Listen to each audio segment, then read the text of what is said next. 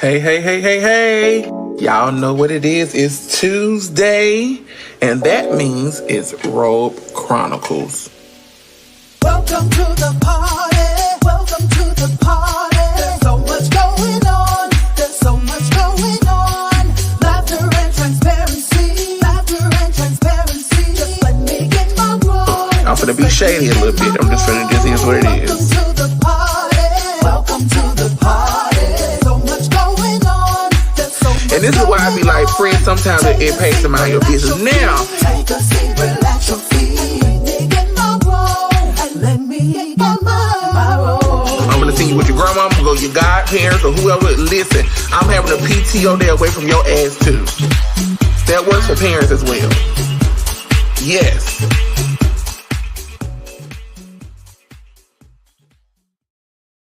Hey, y'all. What is going on? It's Tuesday, and y'all know what that means. Of course, it's Robe Chronicles. Y'all come on in this room when you get in here, like and share the live.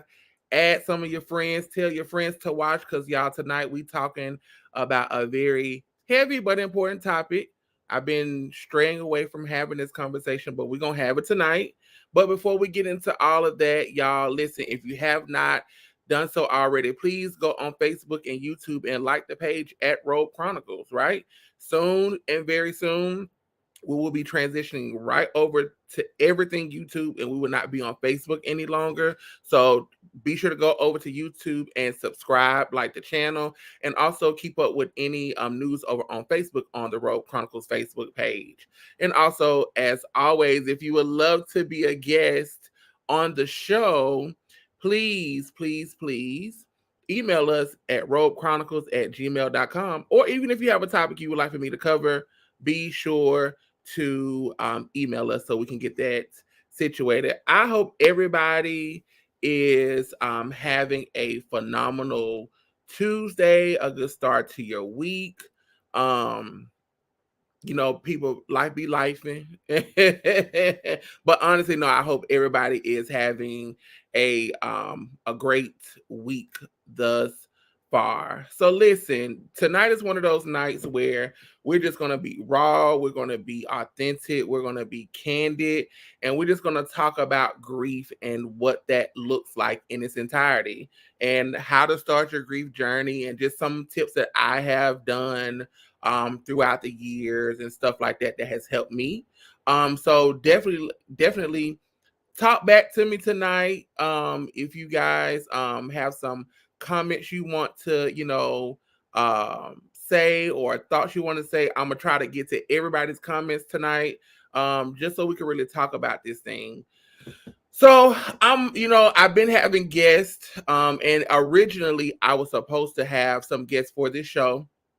But due to scheduling, some things did not work. And I was like, you know what? I need to just tackle this, and I'm going to tackle it by myself. And we're just going to see what comes of it, right? We're just going to see what comes of it. Grief. When I think about grief, of course, I think the first thing I think about is, the loss of someone, or the loss of something, important to me, or important to my life, or and I think the first thing that I had to learn when I started therapy was that grief is more and is bigger than just the loss of a person. It could be the loss of, a relationship, a loss of a job, a loss of a friendship. You're grieving, because you may feel like you are losing in life.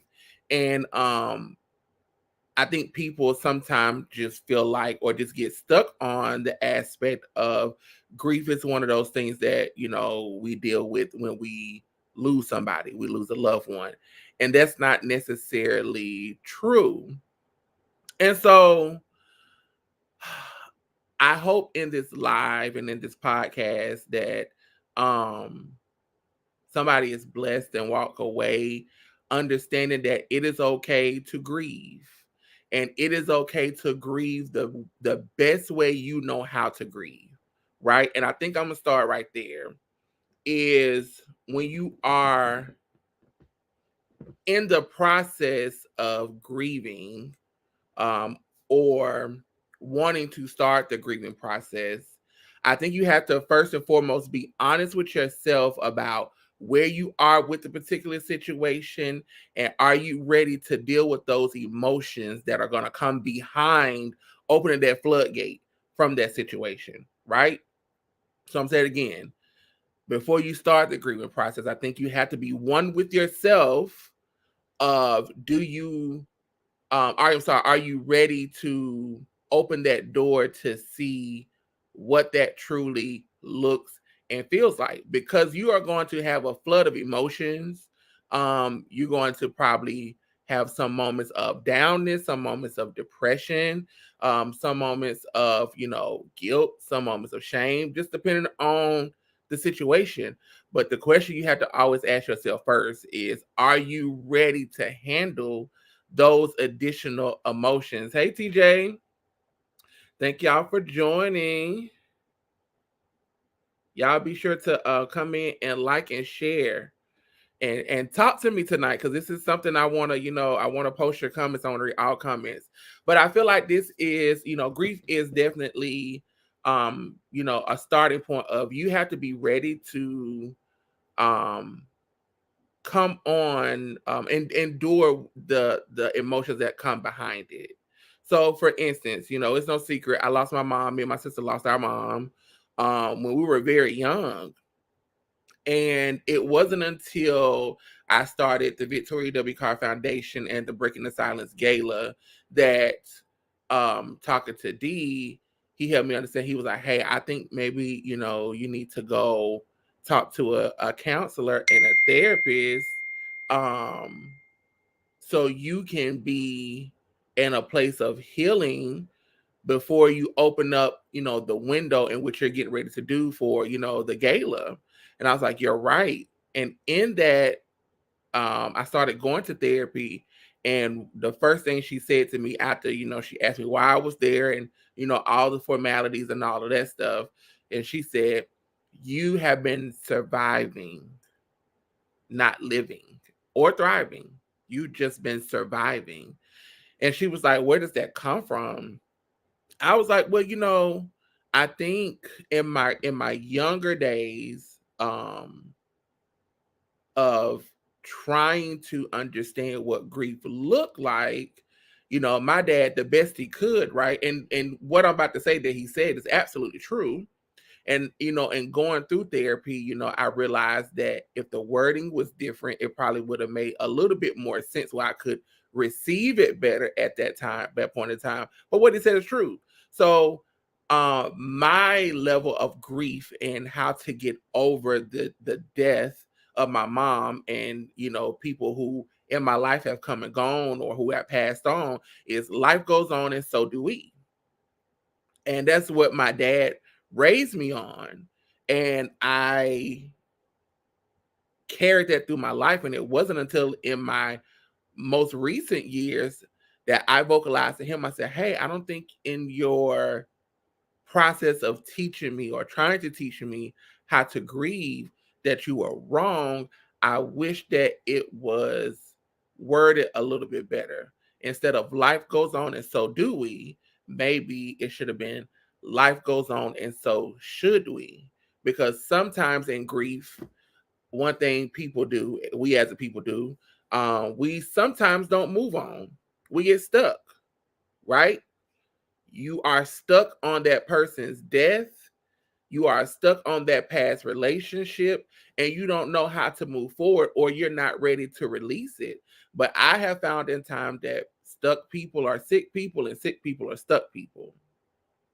Right? Those are just some of the things that I believe. And so yes, life goes on. So should we. But that's not everybody's story. And also, another part of that grief is resentment. You probably can't even start your grieving process because you resent the person or resent the situation.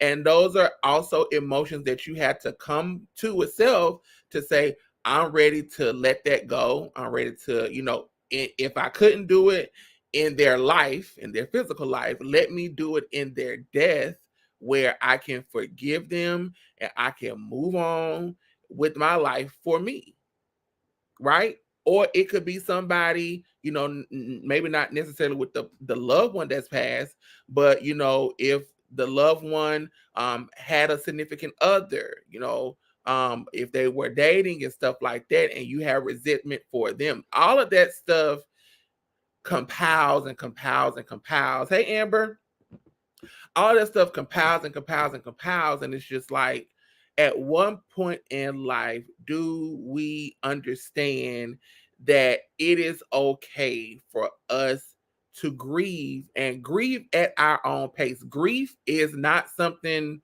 where you started, I accomplished it, I conquered it, and it's over. No, grief is an ongoing process, right? Because it's days. I tell people, and people hate when I say this, but this is just my truth. In grieving my mom, one thing that hey boo, one thing that I have learned, that in grieving my mom, one, some years are better than others, right? Two, I recognize that certain times out of the year are harder for me. And three, and one of those days is Mother's Day. I absolutely hate Mother's Day. I hate Mother's Day. And this is something that I have been trying to work on healing and trying to be better. And it's not so much that I hate seeing other people with their moms. It is in that area I feel robbed. We were robbed, right? Of not only losing your mother at such a young age, at the age of 8. My sister was at the age of 4, for her being murdered. So it was a very tragic situation at that age. And so I hate Mother's Day, and people don't like when I say it, but it's my truth. I absolutely hate Mother's Day. And that is a part of my grieving process, right? And again, some years I'm good. Some years I'm like, I don't feel like being bothered. I don't want to do anything. I just kind of want to sit in the emotion where I am, and just figure out my way to navigate it and just get it out. JD said sometimes it's a recurring phenomenon. Oh my God, absolutely. Yes. Yes, it is.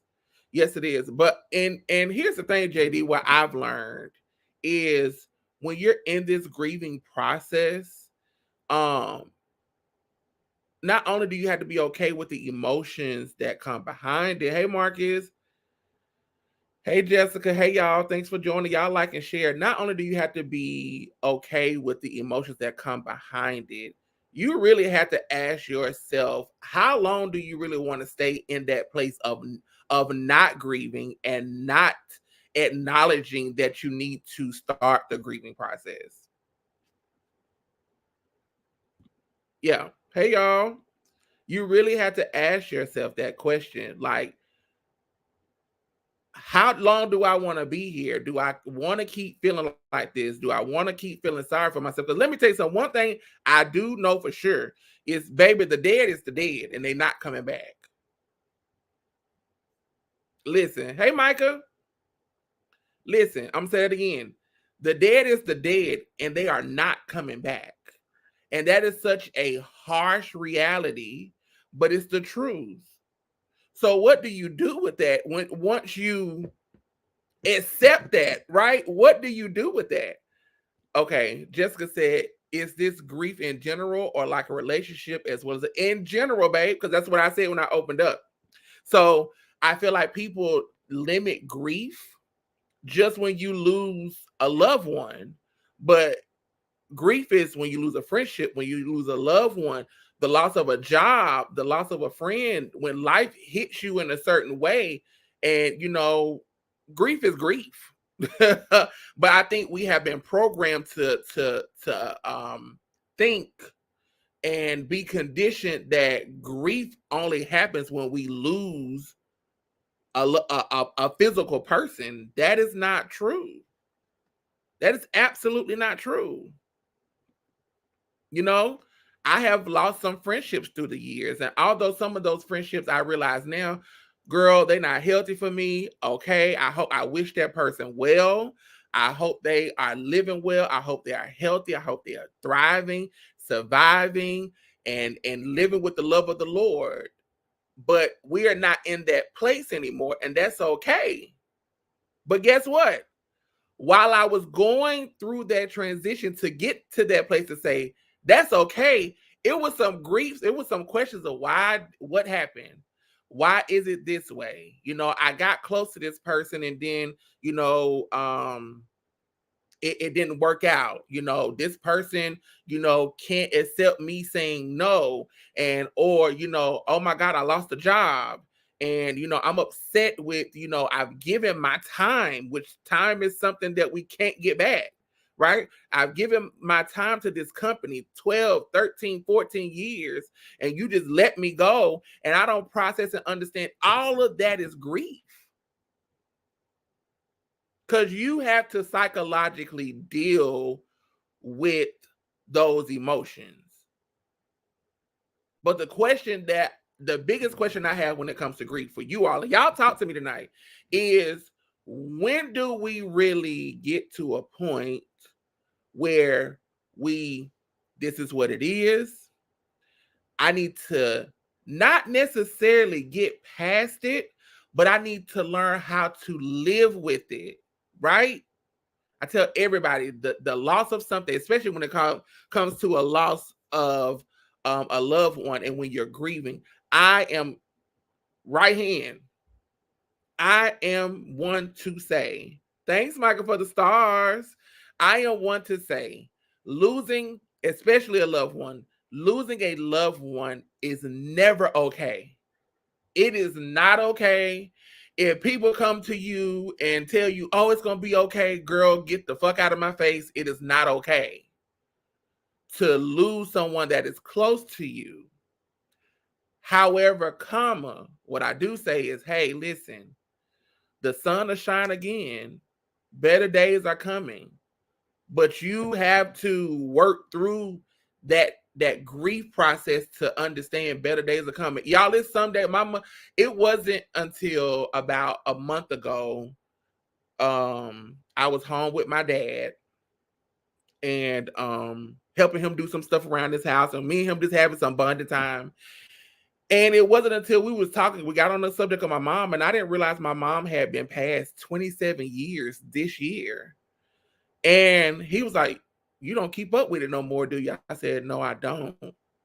Because I feel like keeping up with stuff like that in those type of years, I am living in a loop, or I'm constantly on the Ferris wheel, and I can't get off, right? If I'm keeping up with it every year. And I honestly didn't know. And people say, you don't keep up with how long your mama been gone? No, I don't. I just know that she's not here no more. And I know that I have to constantly work at, getting better when holidays come. I have to rechannel and refocus my energy on not necessarily that she's gone, but what can I do to honor her in this place that I'm in while I'm still grieving, right? Yeah, Micah, it keeps you there. It absolutely keeps you there. It absolutely keeps you there. Like I don't keep up with it. I absolutely don't keep up with the time that my mom has been gone. Those first four, let me tell you something, y'all. This happened when I was 8. So I'm 27 years in at this point, from the loss of a loved one on that magnitude. I just try to channel my energy on the good stuff. Same with my grandmother. My grandmother was like, my grandmama was my ace boon coon. My Annie Mae, that was my ace boon coon. That was my baby.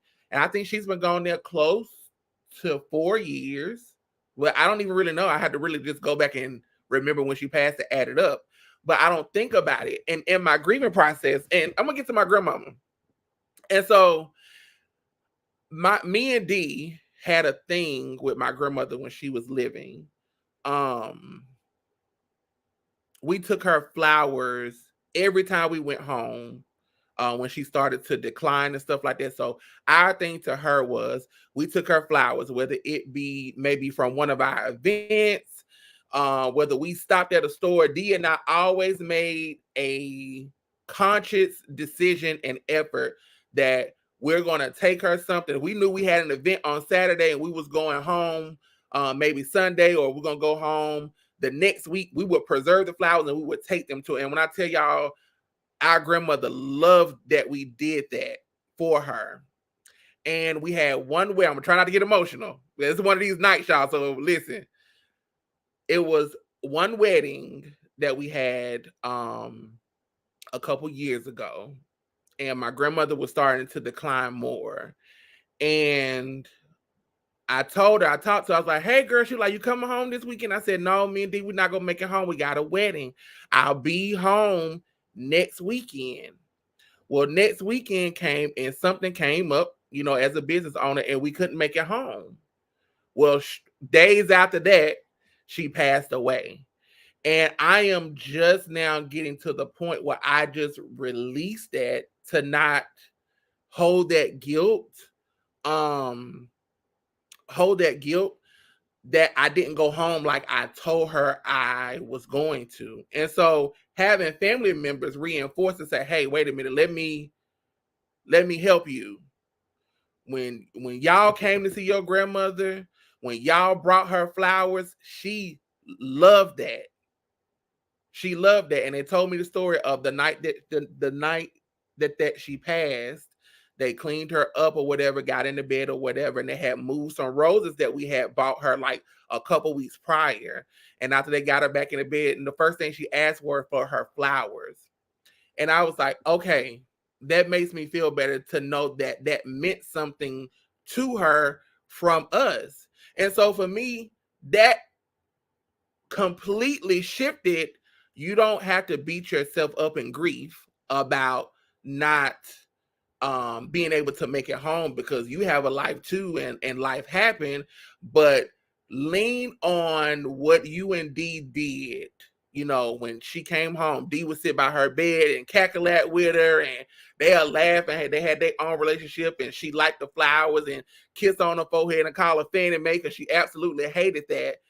Like, don't worry about, or don't beat yourself up in the moment or through the years about what you didn't do, but honor what you did do and how it made them feel.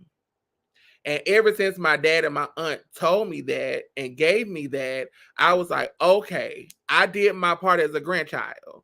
What I did was enough. And don't beat yourself up. So I had to forgive myself. Another word in grief. You got to get to the point where you forgive yourself for doing that to yourself, for harming yourself, to say, you know what? I, I I can't control that I also have a life. I can't control that things come up. But what I can control and honor is what we did in the moment and in the present. TJ said, I have had trouble letting go that my dad is gone.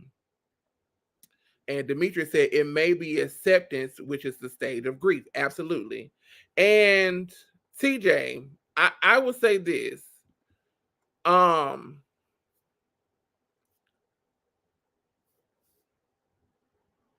in grief, like Dee said, it's accepting.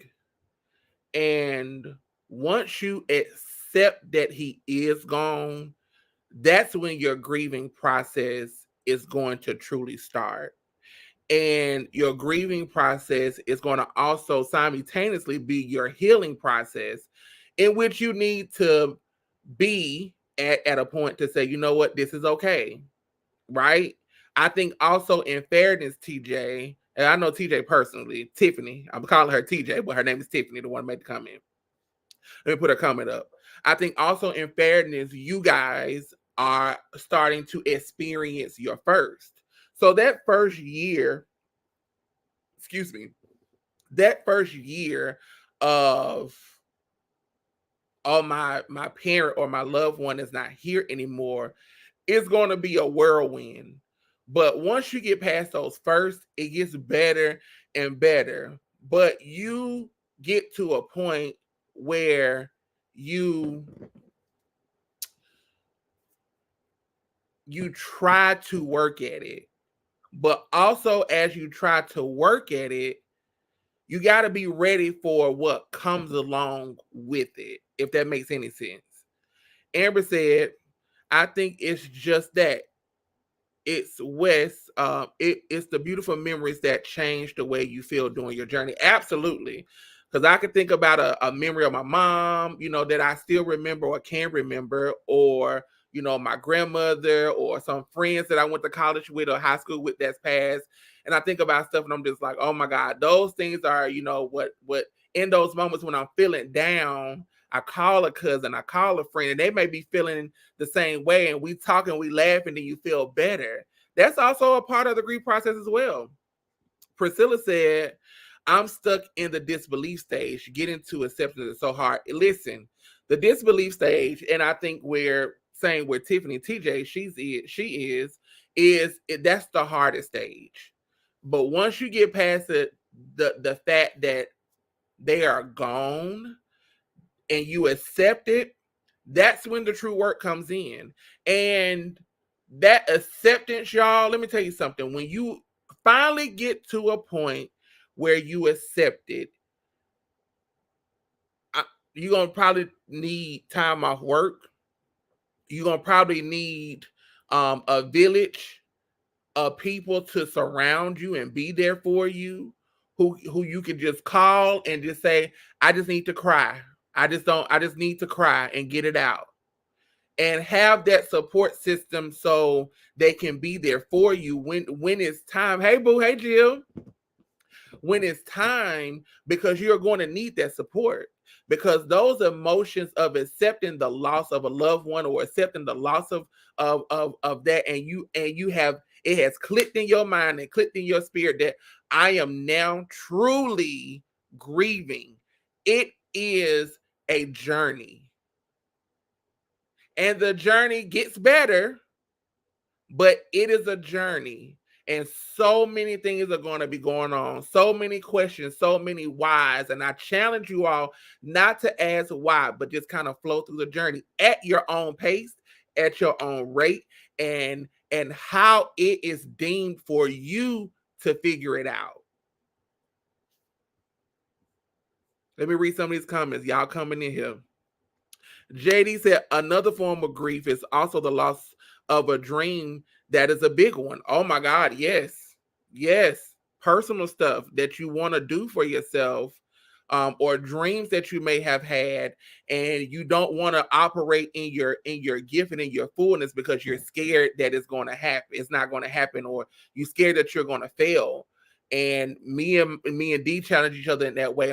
All the time. It's like, you want to do this, you want to do that. Okay, well, if you sit on it and you don't do it, then have you even given it an opportunity to see? If not, you're gonna fail. If because for me, failures are opportunities. But to me, sitting on it and not doing nothing and just talking about it and not being about it, that's the biggest failure. And you got to take that thing and really, and a lot of times how people grieve, like JD said, how people grieve within their self, they self-sabotage. That's another form of grief.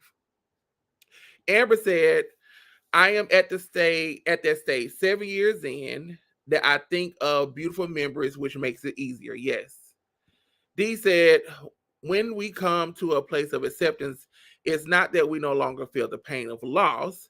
Instead, his next comment, instead, we are no longer resisting the reality of our situation, and we are not struggling to make it something different. Yes, absolutely. I'm catching up on comments. TJ said, I tried, but even thinking about the good times hurt so much. Yep. TJ said, yes, I don't want to accept it. That is my problem.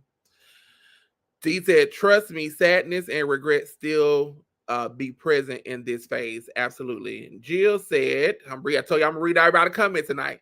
It will be 10 years for my daddy. Love you, daddy. Rest in peace, daddy. Love daddy, y'all. 10 years in August, I said I would definitely delete his number out of my phone. Let me tell y'all something. Me, Jill is one of my best friends. She, is one of my best friends. And so, daddy, y'all.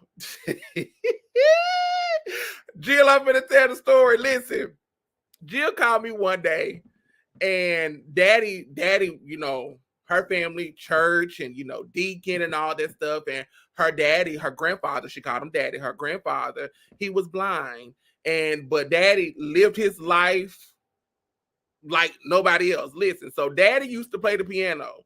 So one Christmas, her mom and aunts came in, and Jill called me at like 6 o'clock in the morning.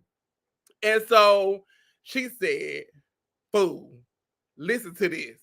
Daddy is on the piano in the house, banging, banging, banging, singing a song, talking about wake up everybody." She said, "Can you believe this shit?" And when me and her talk about that, we laugh, and I know that just a point of healing for her. And we just laugh about it because we still laugh at it to this day because it was so funny. And Mr. Baskerville was an amazing man. And so even though I got to meet him like once or twice, like I will always carry that memory with me, in honor of my friend, to help her, say, "Girl, let's laugh about daddy real quick." And that, y'all, the shit was so funny. I will never forget it. He was banging like hell on that piano.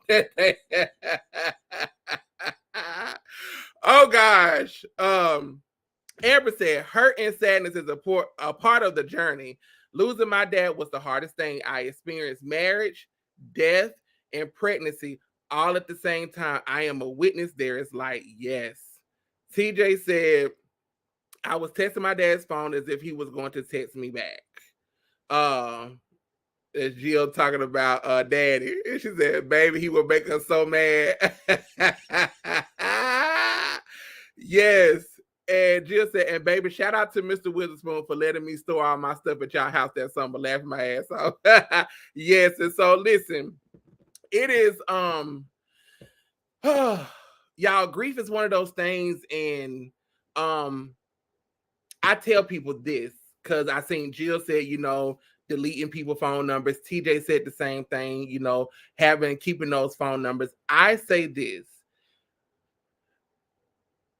cherish those items that you do have.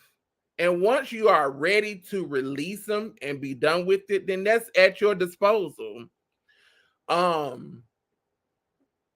When my mom passed, or when me and Tuki mom passed, when our mom passed, social media wasn't a thing. Like back in the day, the cell phones was the size of this damn water bottle. Cell phones was this size back in the day. So having voicemails, having videos, none of that stuff existed. None of it. So before you delete those things, if you have a voicemail, go over to the bear store. I can't think of the name of the store. Build a Bear, and put the voice message to a bear and keep a bear. So when you release that out of your phone, so you're not carrying that, you still have that person's voice. That's one thing I try to encourage people all the time in their grief, and they say stuff like that. I'm like, y'all, listen. Some people got it worse. I have literal 4 or 5 pictures of my mom. That's it. One of those pictures that come with a lot of pain because it was the last picture she took the day she started her new job and right before she came up missing, a missing person. So if you have stuff like that, cherish it. Hold on to it. And also make a plan to put it on something, like I said, in a bear or some type of voice recorder. So when you release that out of your phone and you release that out of your voicemail, you still have something that in the moment that you need to feel that love or hear that voice of your loved one, whatever that looks like, you can run to. Because guess what? I can honestly say 27 years later, at 35 years old, I vaguely remember what my mother's voice sounds like. So if you have that, use that as a positive on the grief side. Use it as a positive. Don't think about it as a negative. Use it as a positive. Flip that, TJ, from texting thinking he's going to respond. If you have a voicemail, flip that thing around and say, you know what? When I'm feeling low, I am going to listen to this voicemail to uplift me, not to let it continue to bring me down. I'm going to listen to this voicemail, or I'm going to look at this video to uplift me in my time of hurt and in my time of sorrow. I think about our first lady, our past first lady, God rest her soul, of Lady Lakeisha Mitchell.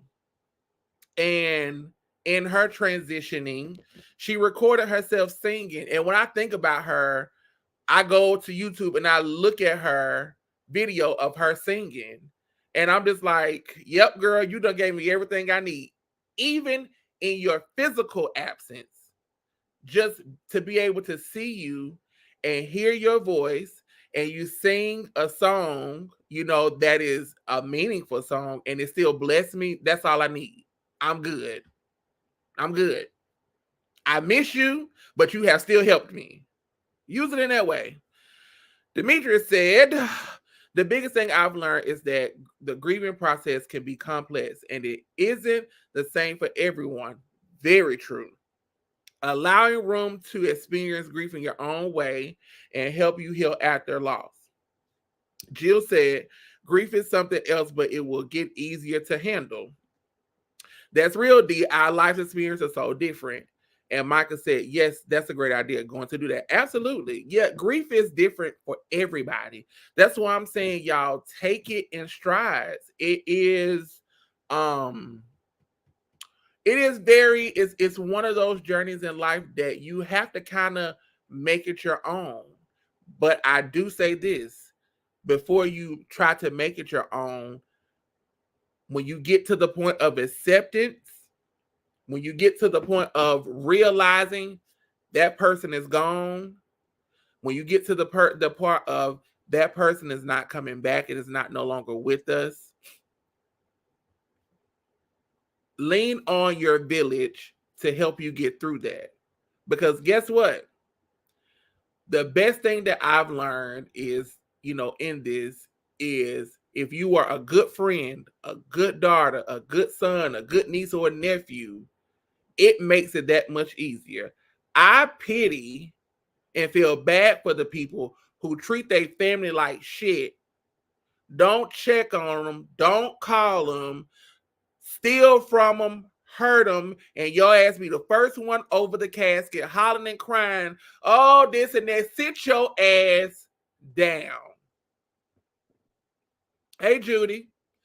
Sit your ass down. Because you didn't honor them and respect them while they were here on this earth. If you wouldn't take them something simple as a glass of water or a jug of milk in their time of need, when you know you had it, sit your ass down. Listen. I mean that. Yeah, listen. I mean that thing. If I know you have not been there for me in my life when I needed you the most, absolutely. Listen, I will be sanctioned off. You won't even be able to touch me. Only my husband and my closest family, my sister, my nieces and nephews, my daddy, God rest he here. Hey, Harvest. They'll be the ones to be able to do that. But if you ain't did nothing to me, if you ain't been a true friend to me, I'm damn near ready to say, don't even come to my funeral. Because it be those right there, and be those right there, those people who don't take care of their family, who don't visit them. Oh, I'm just grieving the most. How are you grieving so hard and you treated your family like shit? No. Not saying that you can't grieve. But see, that part of grief is guilt. Uh-oh. Let's just call it what it is. It's guilt because you didn't do right by your loved one while they were here. You didn't do right by your loved one while they were here.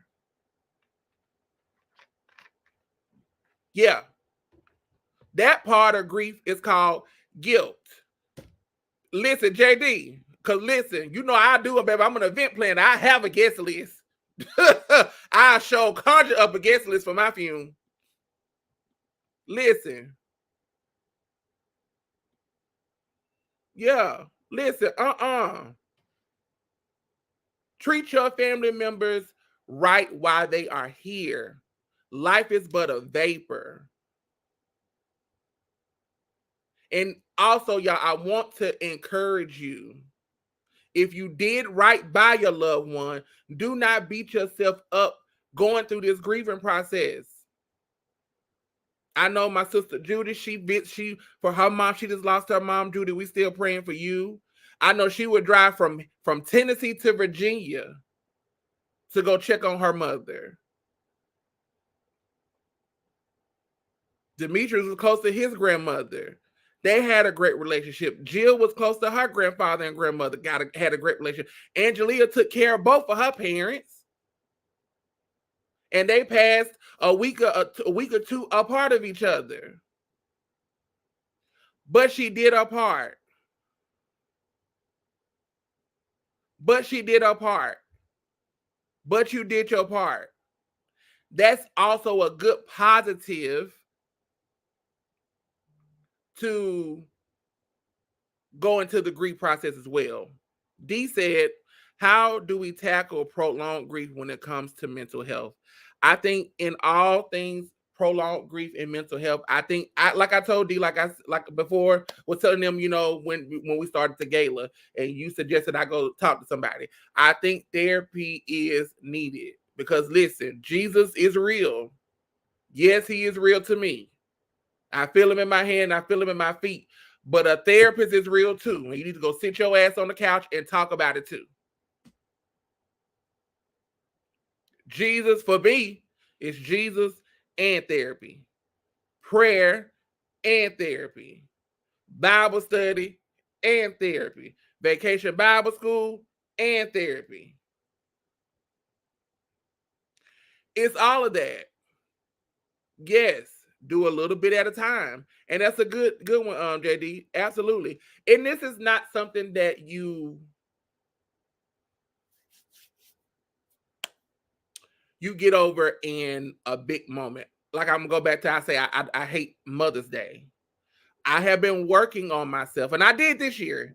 I actually did a brunch this year for people who have lost their moms, and it was fulfilling for me to know that hey, I am opening up a space for people who are in the same space I am, but also want to build a community with other people who have lost their moms, you know, and people that can empathize and sympathize.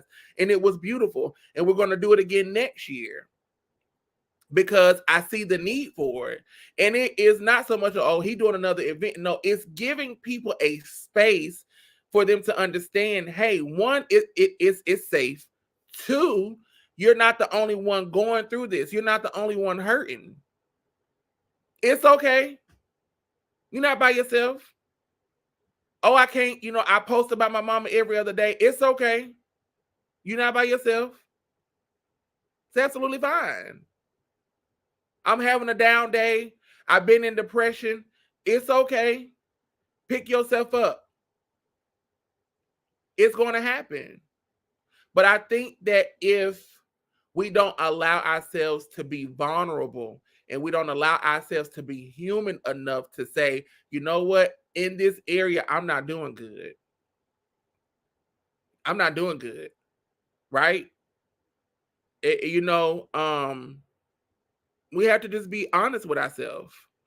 Jill said, use your EAP with your employers for counseling, etc. It really helps. Yes, absolutely. Absolutely, Jill.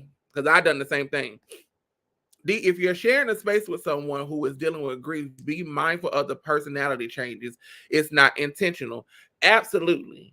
And I have in my own marriage and relationship, I have gotten to the point where when those times come, I vocalize and say, you know, hey, my mom's been on my mind a lot, or, you know, it's been heavy on my mind. I'm just thinking about my mom, just kind of feeling away. I do him the justice of letting him know that I am in that space. So then he in returns know how to care for me and be there for me, right? So if I'm having a moment, or if I seem depressed, or if I'm a little snappy, he knows why, right? He knows why.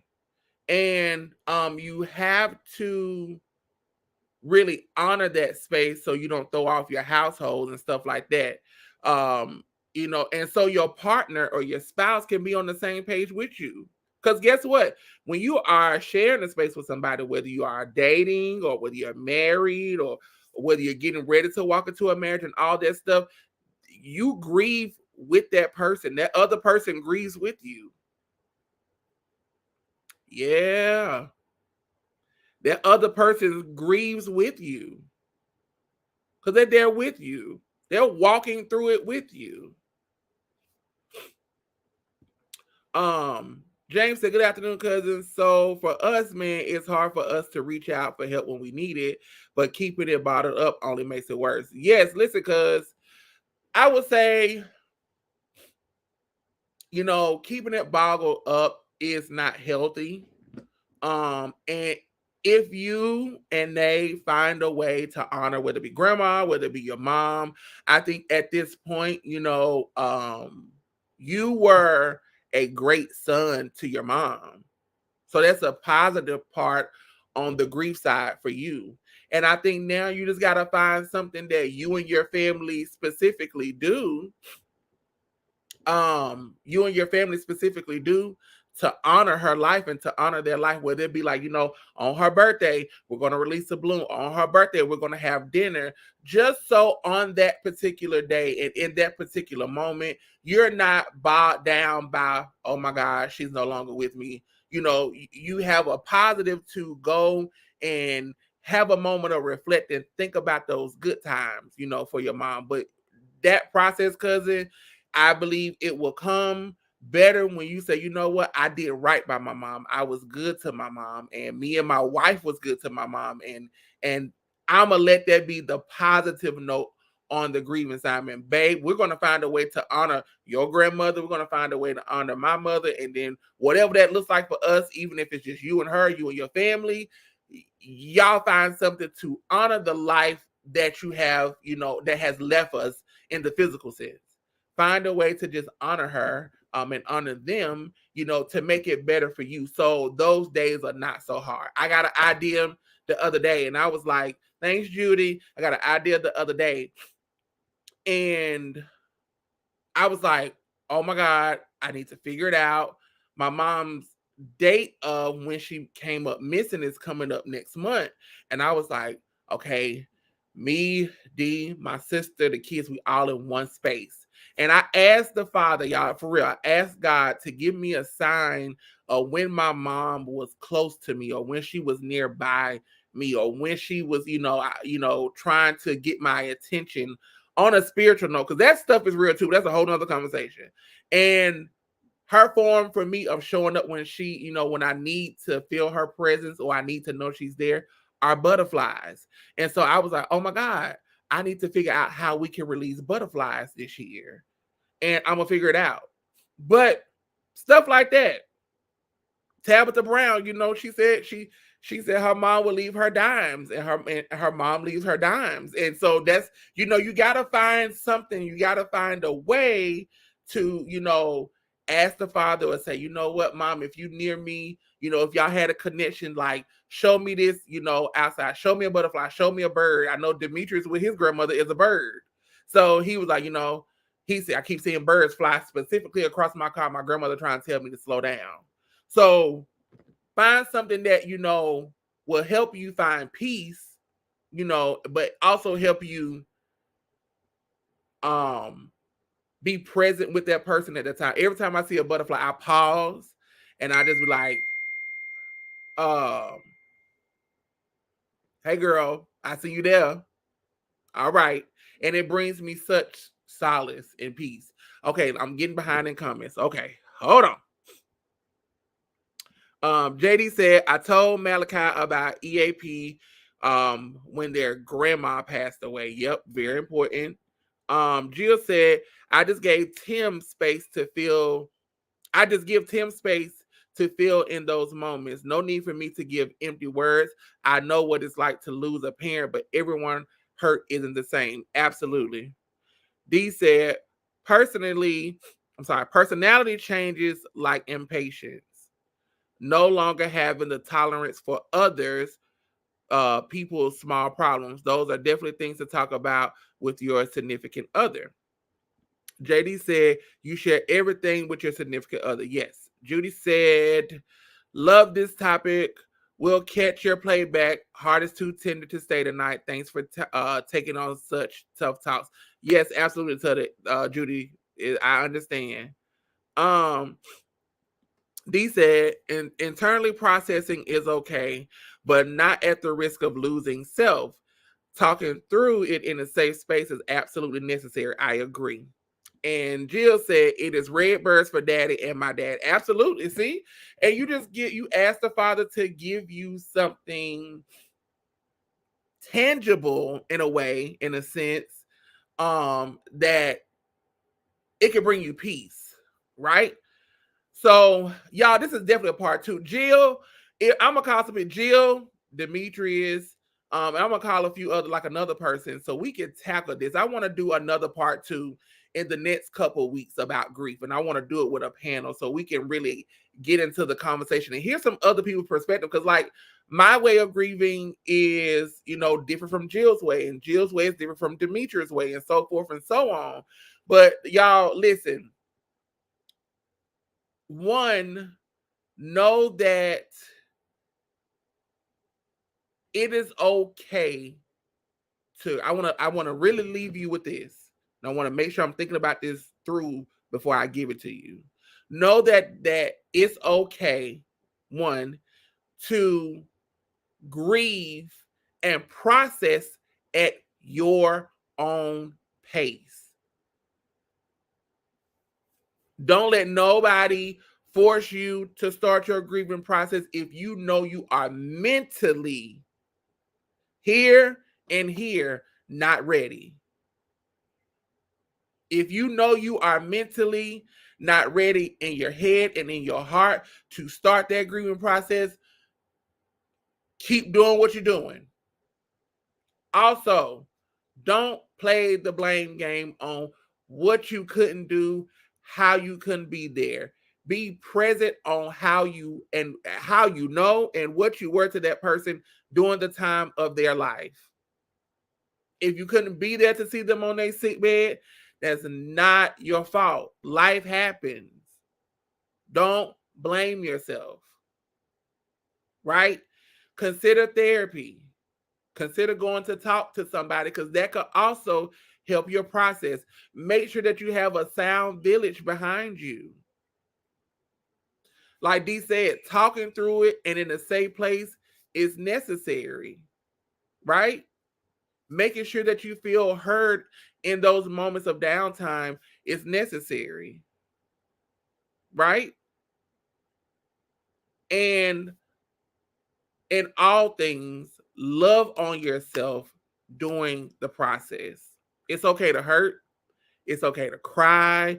It's okay to be upset. It's okay to say this is not fair. It's okay to ask God, can you, not questioning you why, but like, what is this? Why so quick? Why so soon? It's okay.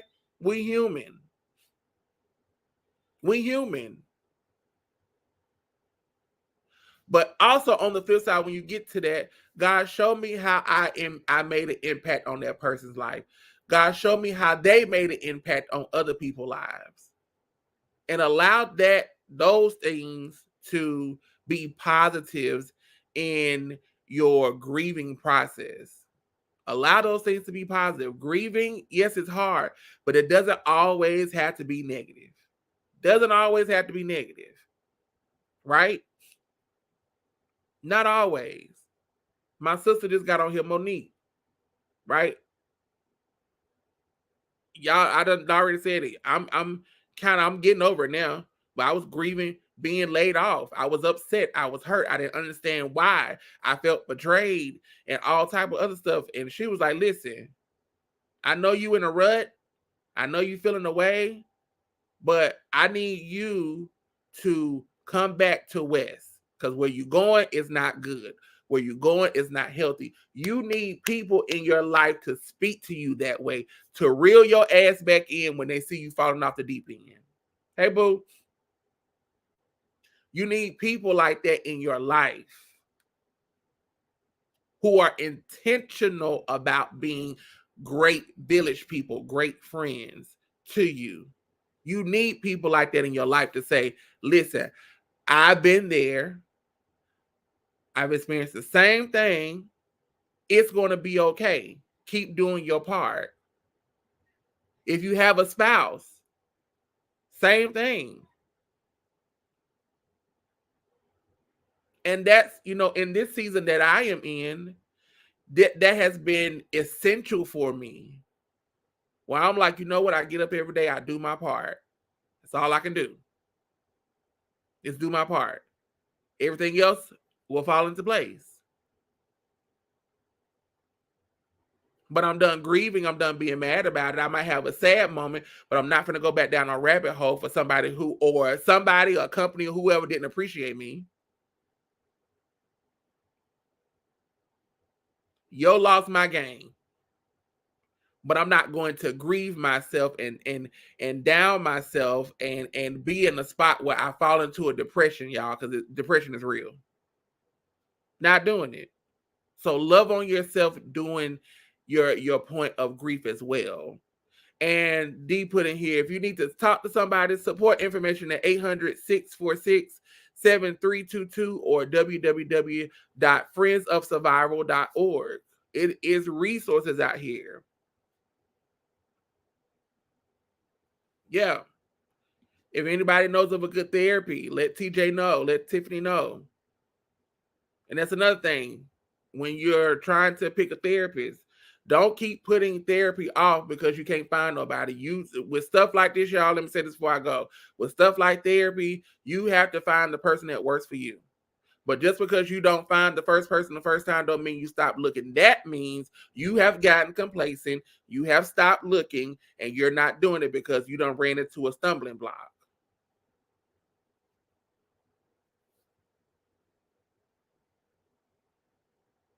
Keep looking. Keep searching. Get up off your ass and get it done. Very simple. Stop making excuses as to why we can't.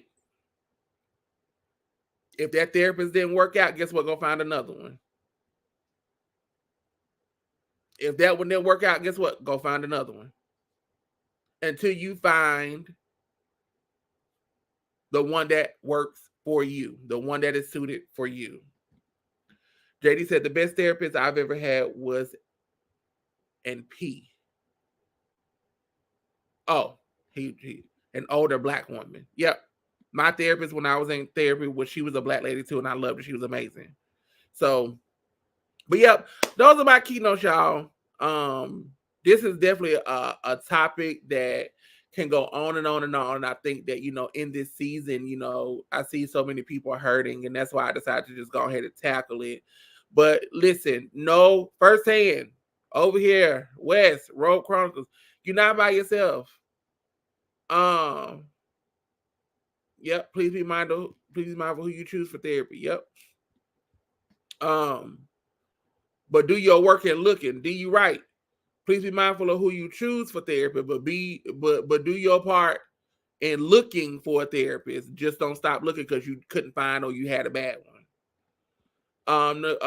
Monique said Julie cousin therapist in Nashville is a black therapist. So TJ, there you go. Hey Veronica. But know, like I said, know that you're not by yourself. Know that I love you. If anybody needs to talk, you can Facebook me. If you got my personal number, you can call me. I understand all too well what grief looks like. And because guess what? I'm still grieving. I still have my moments. I still have my bouts where I'm just like, I don't feel like it. But the next day or so, I'm like, you know what? my mom or my grandmother or whatever else would want me to be like this, get up, it's gonna be okay. And also I just talk to myself in a very real way. Wes, your mama dead. She's long gone. She's not coming back. Now, what are you going to do with that?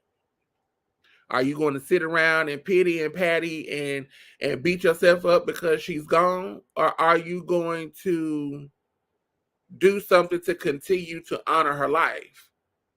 You have a decision to make. You can sit here and be sad about the situation, or you can look at the fact that you have a sister, you have three nieces and a beautiful nephew, three beautiful nieces and a beautiful nephew that can carry on her legacy.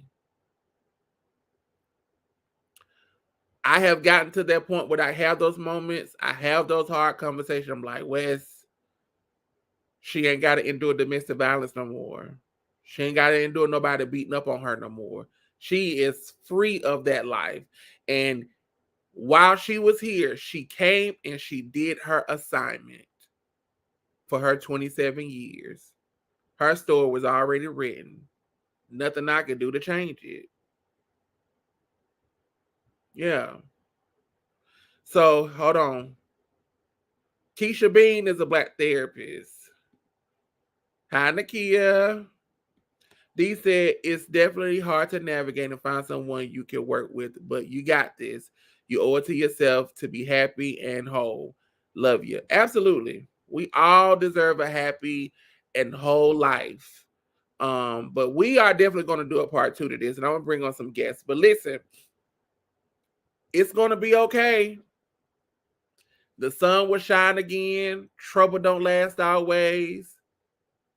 It's gonna be okay. And better days are coming, right? You got to keep pecking at it. One brick at a time, as I say. Day by day. Every day gets better. Is it okay to that, the loss of something, is it okay? Not necessarily. Some stuff, yeah. But loved ones, not necessarily. But it'll be okay. It'll get better. It'll absolutely get better.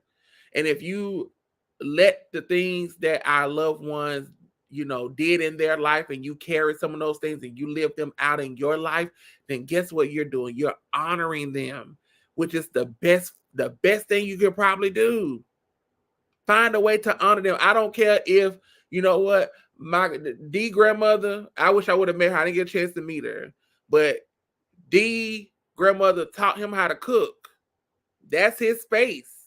I know when he cooking, whenever he cook, or he find a recipe, or he want to get into canning greens and canning foods and preserving foods. That's what his grandmother did. But I also see the joy and the reflection that when he's in the kitchen, that's his point of connection with her, because that's what they did. Gotta find your point of connection so it can turn into a positive. That's all I'm saying. So I love you guys. It's been amazing. This has been a difficult topic, because I've been battling with it all day. I'm just like, oh, do I want to cancel the show? Do I not? I want to talk too much. I done went over my whole hour, but I don't care about this show. This show deserves 2 or 3 hours. But yeah, honey, listen. Your boyfriend go down here and relieve my nerves by drinking a glass of wine, because this is a heavy topic, and this is something, like I said, authentically, love you, Roy, authentically, that I still walk through daily, right? I walk through daily, and some days are better than others, but I'm here to tell you that it is okay. I'm here to tell you that it will be better. The sun will shine. I'm here to tell you that take your time in your process. Whatever that looks like for you is going to be okay. Right? Excuse me. All right, y'all. I love you, and we'll see you next week.